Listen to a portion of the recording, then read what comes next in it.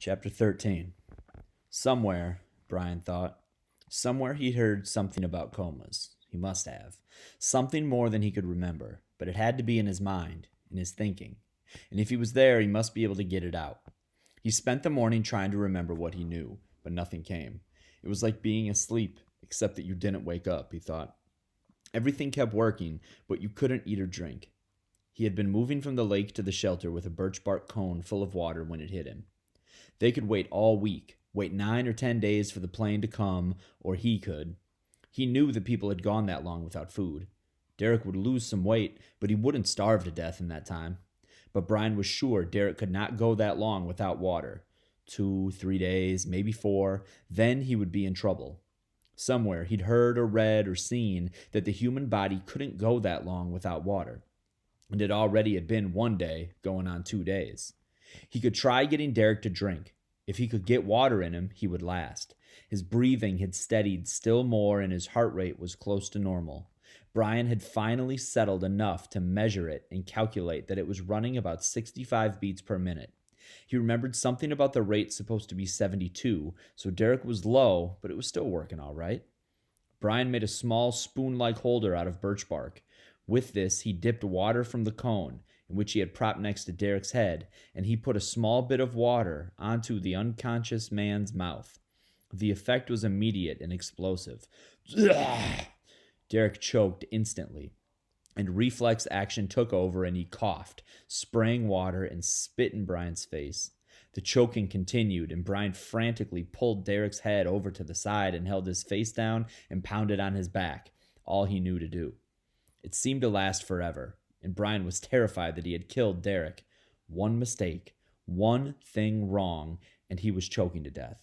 But finally, the water cleared from Derek's throat and the coughing stopped, though his breathing was still ragged. So you can't drink.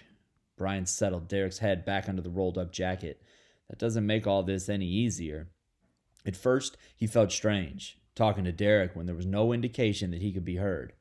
Then, he remembered his mother reading a story in a paper and telling him about a girl that had been in a coma for months.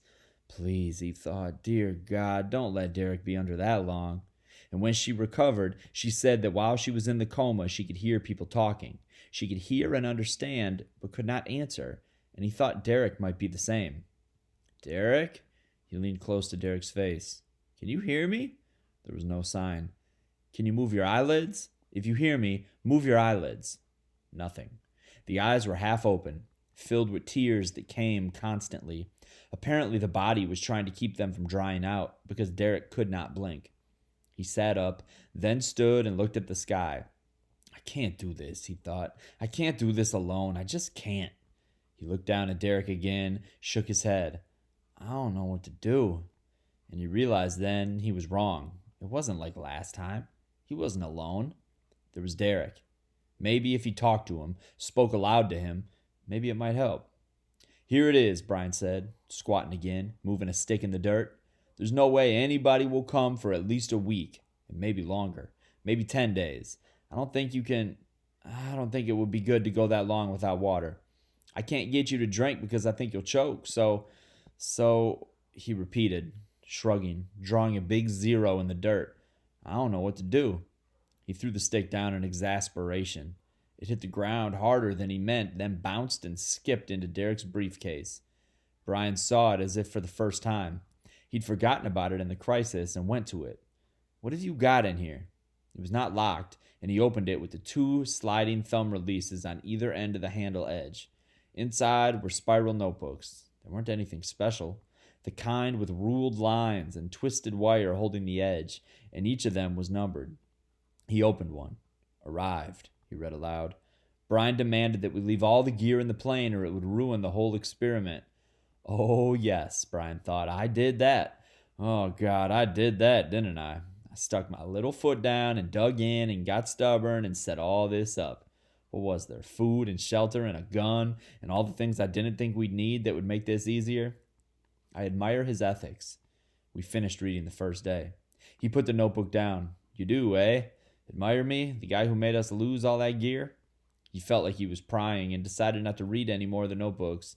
He started to close the briefcase and saw that there was a folding accordion-style section that collapsed back into the lid. There was something in the section, and he pulled out a folded paper. When he opened it, he saw that it was the map, the same map they had looked at with Brian's mother. He saw the lake, saw where they had circled it with her, showing her where they would be, how located it looked, how easy to see and find and locate. Derek had 2 copies of the map, and he'd left one with Brian's mother, so you can always tell right where we are. Brian remembered sitting there, his mother smiling, all her questions answered, all her doubts gone. And now look at them. Derek had brought the other map and kept it when Brian dug his heels in and told him to send everything but the radio back. And in some relief, Brian had spread the map gracefully on the back of the briefcase, thinking it would help. But now he shook his head and started to fold it.